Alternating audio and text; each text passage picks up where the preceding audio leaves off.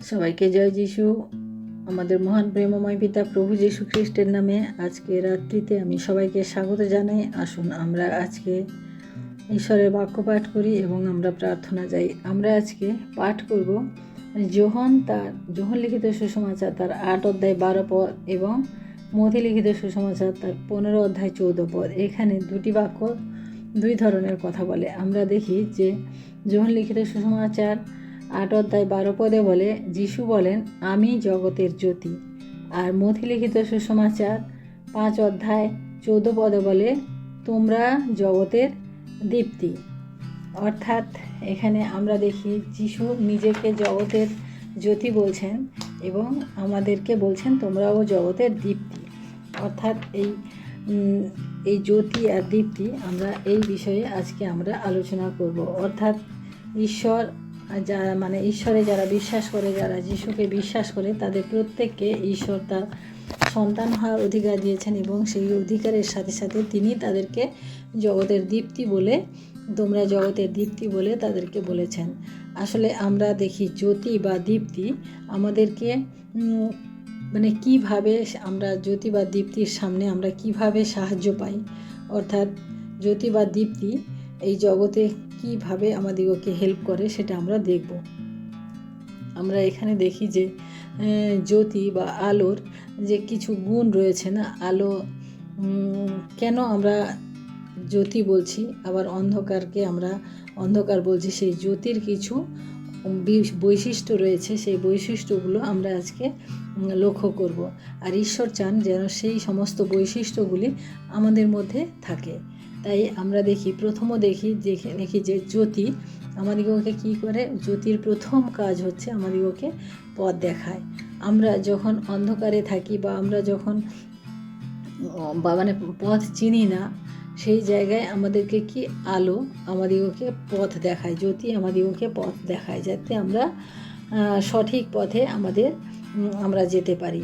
তাই আমরা গীত সংহিতা তার 119 অধ্যায় 105 পদ যখন আমরা পাঠ করি, দাউদ বলেন, তোমার বাক্য আমার চরণের প্রদীপ, আমার পথের আলো। অর্থাৎ ঈশ্বরের বাক্য আমাদের মধ্যে যদি প্রচুর রূপে থাকে, তাহলে আমাদের জীবনে আমাদের চলার পথ অনেক সহজ হবে, অনেক সরল হবে। এখানে দাউদ বলেছেন যে তোমার বাক্য আমার চরণের প্রদীপ।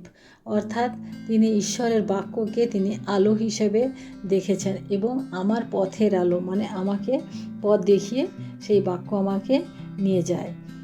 আমরা এভাবে দেখি যে ঈশ্বরও চান যেন আমাদের জীবনে সেই বাক্য প্রচুর রূপে থাকে, যাতে আমরা সেই ঈশ্বরের যে জ্যোতি হিসেবে তিনি যেভাবে বলেছেন যেন আমরা সেই জ্যোতি হতে পারি। আমরা দ্বিতীয়ত দেখি আমরা যে জ্যোতি আমাদিগকে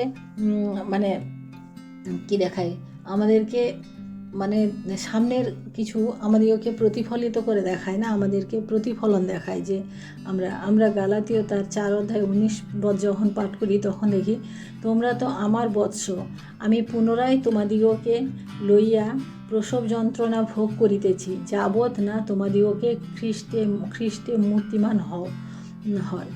আমরা ফিলিপিও তার 2 অধ্যায় 5 পদ পাঠ করলে দেখি, খ্রিস্ট যিশুতে যে ভাব ছিল তা তোমাদিগতেও হোক।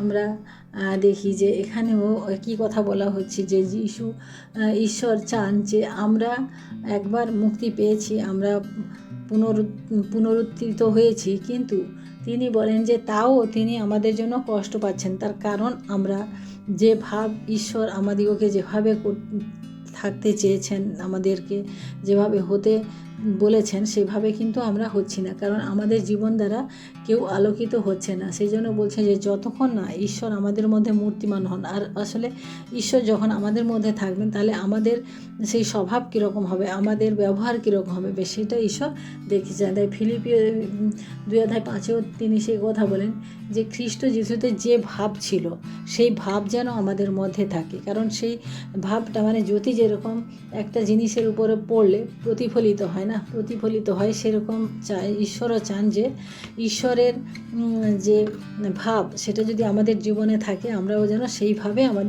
আমাদেরকে দেখা যায়। গালাতীয় তার 2 অধ্যায় 20 পদ যখন আমরা পড়ি, পৌল বলেন, খ্রিস্টের সহিত আমি ক্রুশারোপিত হইয়াছি, হয়ে আছি, আমি তার আর জীবিত নই, কিন্তু খ্রিস্ট আমাতে জীবিত আছেন। অর্থাৎ পৌল নিজেকে আর জীবিত বলে মনে করছেন না, তিনি মনে করছেন যে আমি আর জীবিত নেই, কিন্তু আমার মধ্যে খ্রিস্ট জীবিত হয়েছে। অর্থাৎ খ্রিস্টের যে প্রতিচ্ছবি যে পৌলের মধ্যে দেখা দিয়েছে, সেইটা তিনি এখানে বোঝাতে চেয়েছেন। আমরা তৃতীয়ত দেখি জ্যোতি আমাদেরকে কি করে, মানে জ্যোতির একটা আলোর তার একটা বিশেষ গুণ হচ্ছে যে সে বাড়তে সাহায্য করে। একটা গাছ যখন আমরা রোপণ করি তখন আমরা কি দেখি যে সেটা যদি ঠিকমতো সূর্যের আলো না পায়, বাতাস না পায়, জল না পায়, তাহলে সেই গাছ বাড়ে না। এদের মধ্যে এই তিনটি উপাদানের মধ্যে একটি উপাদান কম থাকলেও বাড়ে না। সেই জন্য আলো মানে একটি গাছকে বৃদ্ধি করার জন্য খুব প্রয়োজনীয়। সেইভাবে ঈশ্বরও চান যেন আমরা তার বাক্যে আমরা যেন বৃদ্ধি পাই, মানে তাতে যেন আমরা বৃদ্ধি পাই। তিনি আমাদের প্রথম পিতর 2:2 ঈশ্বরের বাক্য বলে, নবজাত শিশুদের ন্যায় সেই পারমার্থিক মিশ্রিত দুগ্ধের লালসা করা যেন তাহার গুণে পরিত্রাণের জন্য বৃদ্ধি পাও। অর্থাৎ আমাদেরকে সেই লালসা মানে সেই ইচ্ছা, পারমার্থিক যে দুগ্ধ যেটা পান করলে আমরা বৃদ্ধি পাবো, ঈশ্বর চান আমরা যেন সেইভাবে বৃদ্ধি পেতে পারি। কারণ আমাদের মধ্যে যদি ঈশ্বরের ভাব থাকে, ঈশ্বরের জ্যোতি যদি থাকে, আমরা যেন সেভাবে বৃদ্ধি পাই। আবার আমরা যখন সেভাবে বৃদ্ধি পাবো তাহলে আমরা অন্যকেও বৃদ্ধি করতে পারবো। কারণ ঈশ্বরের যদি ভাব আমাদের মধ্যে থাকে, ঈশ্বরের যদি গুণ আমাদের মধ্যে থাকে, তার বাক্য যদি আমাদের মধ্যে থাকে, তাহলে আমাদের মধ্যে যে জ্যোতি, যে আলোটা প্রকাশিত হবে, সেটাতে কিন্তু অন্যেরাও আলোকিত হবে, অন্যেরাও তাতে উপকৃত হবে। তাই ইব্রিয় তার 5:12 বলে, বস্তুত এতকালের মধ্যে শিক্ষক হওয়া উচিত ছিল। ঈশ্বরের বাক্য বলে যে আমাদের এখনও শিক্ষক হয়ে যাওয়া উচিত ছিল। আমরা যতদিন থেকে আমরা ঈশ্বরে বিশ্বাস করেছি, ঈশ্বরকে গ্রহণ করেছি, যিশুকে গ্রহণ করেছি, ততদিনে আমাদের কী হওয়া উচিত ছিল? আমাদের শিক্ষক হওয়া উচিত ছিল। কিন্তু যে কেহ তোমাদিগকে ঈশ্বরীয় বচনালাপের আদিম কথার অক্ষরমালা শিক্ষা দেয়, ইহা তাহাদের পক্ষে পুনর্বার আবশ্যক হইয়াছে, এবং তোমরা এমন লোক হইয়া পড়িয়াছ যাহাদের দুগ্ধের প্রয়োজন, কঠিন খাদ্যে নয়। অর্থাৎ আমরা এতদিন ঈশ্বরের শিক্ষা গ্রহণ করে যাচ্ছি, এতদিন কিছু করছি, কিন্তু আমাদের মধ্যে সেই বৃদ্ধি হয়নি। যেই বৃদ্ধি ঈশ্বর আমাদের কাছ থেকে দেখতে চেয়েছিলেন, যেই বৃদ্ধি ঈশ্বরের আমাদের কাছ থেকে জানতে মানে পেতে চেয়েছেন, সেইটা কিন্তু আমাদের হয়নি। আমরা এখনও সেই মানে দুগ্ধ খাওয়া শিশুদের ন্যায় রয়েছি। যিনি আমাদেরকে শিক্ষা দিচ্ছেন, তার শিক্ষা আমরা কিন্তু গ্রহণ করতে পারিনি। তাই আমাদের যে বাড়ার প্রয়োজন, জ্যোতিতে যে জ্যোতি তিনি বলেছেন যে জ্যোতি যে হবে সে বাড়বে, ঈশ্বরের সে দিনে দিনে সে বৃদ্ধি পাবে এবং বেড়ে উঠবে।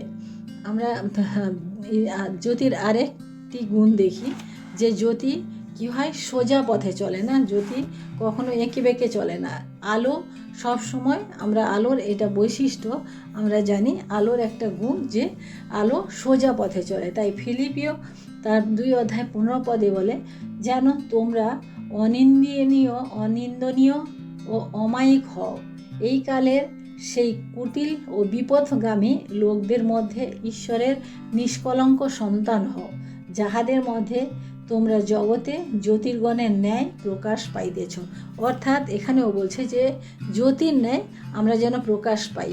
কারণ জ্যোতি যেরকম সোজা পথে চলে, কোনো কুটিলতা, কোনো বাঁকা, কোনো কিচ্ছু যেন না থাকে, সেই জন্য ঈশ্বরের বাক্য বলে যে তোমরা অনিন্দনীয় ও অমায়িক হও, এই কালের কুটিল লোকদের মতো আমরা যেন না হই। কারণ জ্যোতি, ঈশ্বর আমাদেরকে জ্যোতি এই কারণে বলেছেন যেন আমরা এইভাবেই আমাদের জীবনযাপন করতে পারি। কারণ আমাদেরকে দেখে লোকও যেন তাদের সেই কুটিলতার পথ, তাদের সেই বাঁকা পথ থেকে তারাও যেন সরে আসে আমাদের জীবন দেখে। আমরা জ্যোতির আরেকটি গুণ দেখি যে জ্যোতি আমাদিগকে কী করে, আমরা যখন অন্ধকার ঠান্ডার দিনে আমরা কি করি, আলো জ্বালাই না, আলো জ্বালাই, আগুন জ্বালাই, যাতে আমরা গরম পাই এবং আমরা সুষ্ঠুভাবে থাকতে পারি সেইভাবে। সেই জন্য এখানে ঈশ্বরের বাক্য বলে যে আমরা যেন একে অপরের সাথে সহভাগিতায় একটা বন্ধনের মধ্যে আমরা যেন থাকতে পারি।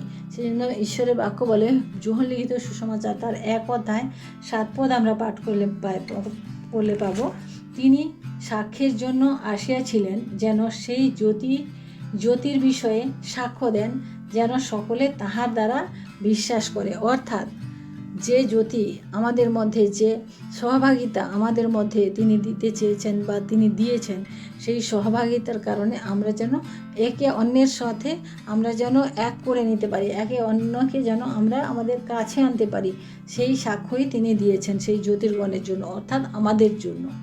জ্যোতি হচ্ছে বিপদকে দেখিয়ে দেয় না আমাদের সামনে। আমরা যখন অন্ধকার রাত্রিতে যাই তখন আমরা কি করি, একটা আলো বা হারকিন বা টর্চ আমরা এইগুলো নিয়ে আমরা যাই। কারণ কি, যে আমরা সামনে কোনো অন্ধকার বা সামনে কোনো গর্ত আছে কিনা, সামনে কোনো খারাপ কিছু আছে কিনা আমরা সেটা দেখার জন্য আমরা যাই। কারণ সেই জন্য যারা জ্যোতিতে থাকে, যারা ঈশ্বরের সন্তান, যাদের মধ্যে সেই জ্যোতি রয়েছে, তারা কিন্তু সেই বিপদ থেকে যেন উদ্ধার পায়, বিপদ থেকে রক্ষা করে। আমরা 2 কোরিন্থীয় তার 6 অধ্যায় 14 পদ পাঠ করি, যেখানে আমরা দেখি যে ঈশ্বরের বাক্য বলে, তোমরা অবিশ্বাসীদের সহিত অসমভাবে জোয়ালিতে বদ্ধ হইও না, কেননা ধর্মে ও অধর্মে পরস্পর কি সহযোগিতা, ধর্মে ও অধর্মে পরস্পরের কি সহযোগিতা, অন্ধকারের সহিত দীপ্তিরই বা কি সহযোগিতা। অর্থাৎ এখানে বলছে যে বিপদ, আমাদের সামনে অনেক বিপদ থাকে, সেই বিপদ থেকে রক্ষা করার জন্য আমাদের জ্যোতির প্রয়োজন। যদি আমরা খ্রিস্টেতে থাকি, আমাদের খ্রিস্টের বাক্য যদি আমাদের মধ্যে থাকে, তাহলে আমরা সমূহ বিপদ থেকে আমরা নিজেদেরকে রক্ষা করতে পারবো। তাই তিনি আমাদেরকে জ্যোতি বলেছেন। আর জ্যোতি যেখানে যায়, আমরা লাস্টে দেখছি 7 নম্বরে পদে দেখছি, আমরা দেখছি 7 নম্বর পয়েন্টে আমরা দেখি যে যেখানে জ্যোতি সেখানে অন্ধকার থাকে না, যেখানে জ্যোতি সেখানে অন্ধকার থাকে না। আমরা মথিলিখিত সুসমাচার তার 5 অধ্যায় 14 এবং 15 পদ পাঠ করি। তোমরা জগতের দীপ্তি, পর্বতের উপরে স্থিত নগর গুপ্ত থাকিতে পারে না, আর লোকে প্রদীপ জ্বালিয়া কাঠার নিচে রাখে না, কিন্তু দীপাধারের উপরেই রাখে, তাহাতে গৃহস্থিত সকল লোককে আলো দেয়। অর্থাৎ ঈশ্বর আমাদিগকে জগতের জ্যোতি বলেছেন, তার কারণ জ্যোতি কখনো তার আলোকে সে লুকিয়ে রাখতে পারে না, বা খাটের নিচে ঢুকিয়ে রাখা যায় না, তাকে দীপাধারের উপরে। জ্যোতি যেখানে থাকবে সেখানে সব কিছু আলোকিত হবে, সেখান থেকে অন্ধকার দূরে চলে যাবে। একটা অন্ধকার ঘরের মধ্যে একটা ছোট্ট জোনাকি যদি ঢুকে যায়, সেখানে কিন্তু আলোকিত হয়। তাই সেইভাবে জ্যোতি হচ্ছে যে অন্ধকারকে দূরে, আমাদের চারিদিকে অনেক অন্ধকার, অনেক খারাপ অনেক কিছু রয়েছে, কিন্তু ঈশ্বরের লোক যদি সেখানে থাকে, সেখানে কিন্তু ঈশ্বর চান যে সেখানে জ্যোতির মতো হোক, কারণ সেই জ্যোতির দ্বারা অন্যেরাও যেন আলোকিত হয়। তাই প্রিয় ভাই বোনেরা, আমরা আজকে জগতের জ্যোতি হিসেবে ঈশ্বর আমাদিগকে বলেছেন তোমরা জগতের দীপ্তি। তাই আমরা দেখি যে আমাদের জীবন দ্বারা কারা দীপ্তি পাচ্ছে, বা আমরা জীবনে কিভাবে আমাদের সেই দীপ্তিকে আমরা ছড়াচ্ছি। ঈশ্বরের বাক্য যদি আমাদের মধ্যে না থাকে, তাহলে আমরা সেই দীপ্তি আমরা ছড়াতে পারবো না। তাই ঈশ্বর আমাদের যেভাবে চান আমরা যেন সেভাবে চলি। এই বাক্য থেকে আমরা যে শিক্ষা আমরা আজকে অর্জন করলাম, আমরা তা যেন সঠিকভাবে আমরা নিজেদের জীবনে ব্যবহার করতে পারি। তাই আসুন প্রিয় ভাই বোনেরা, আমরা যে প্রার্থনায় যাই এবং ঈশ্বরের আশীর্বাদকে গ্রহণ করি। Hallelujah, hallelujah, hallelujah. মহান প্রেমময় পিতা, তোমার মহানামের ধন্যবাদ প্রশংসা করি প্রভু। আজকের এই সুন্দর সময় প্রভু, আজকের এই রাত্রিতে আরেকটি বার প্রভু তোমার চরণে উপস্থিত হয়েছি প্রভু। তুমি দয়া করো, আশীর্বাদ করো তোমার সন্তানদিগকে প্রভু। তুমি সেই জগতের জ্যোতি হিসেবে এই জগতে এনেছো, যাতে অন্যেরা আলোকিত হয় প্রভু। তাই তোমায় ধন্যবাদ করি প্রভু। আমাদের জীবনের সেই জ্যোতিকে তুমি দাও প্রভু, আমরা যেন সেই জ্যোতির দ্বারা প্রভু অন্যকে আলোকিত করতে পারি প্রভু। তুমি সাহায্য করো, আশীর্বাদ করো প্রভু। আমরা যেন তোমার বাক্যেতে আমরা যেন বৃদ্ধি পাই প্রভু, কারণ জ্যোতির দ্বারা আমরা বৃদ্ধি পাই। জ্যোতি বৃদ্ধি করে, সেই বৃদ্ধি যেন আমাদের জীবনে থাকে। আমরা যেন সেই দুগ্ধপোষ্য শিশু না হই প্রভু, আমরা যেন শক্ত খাবার খেতে চেষ্টা করি, কারণ তাই তুমি চেয়েছো প্রভু। আমাদেরকে সেই ছোট্ট শিশুটির মতো তুমি চাও না, আমাদেরকে জীবনে তুমি বৃদ্ধি চেয়েছো প্রভু। তাই তোমার ধন্যবাদ করি প্রভু, তোমার এই সুন্দর বাক্যের জন্য, এই সুন্দর সময়ের জন্য। সারাটা দিন তুমি আমাদেরকে সুরক্ষা করেছো, আশীর্বাদ করেছো। তাই তোমার মহান অনুগ্রহ দয়াতে প্রভু এখনও পর্যন্ত সুস্থ সমর্থ রয়েছি, তোমায় ধন্যবাদ করি। সারা রাত্রির ভার তোমার হস্তে রাখি, আগামী দিন তুমি আমাদিগকে দেখতে দাও। সমস্ত মহিমা গৌরব প্রশংসা তোমাকে দিয়ে এই বিনতি প্রার্থনা চাই আমাদের মুক্তিদাতা ত্রাণকর্তা প্রভু যীশু খ্রিস্ট তোমারই নামে, আমেন। সবাইকে জয় যিশু। সবাই ভালো থাকবেন, সুস্থ থাকবেন। আজকে রাত্রি সবার শুভ হোক। জয় যিশু।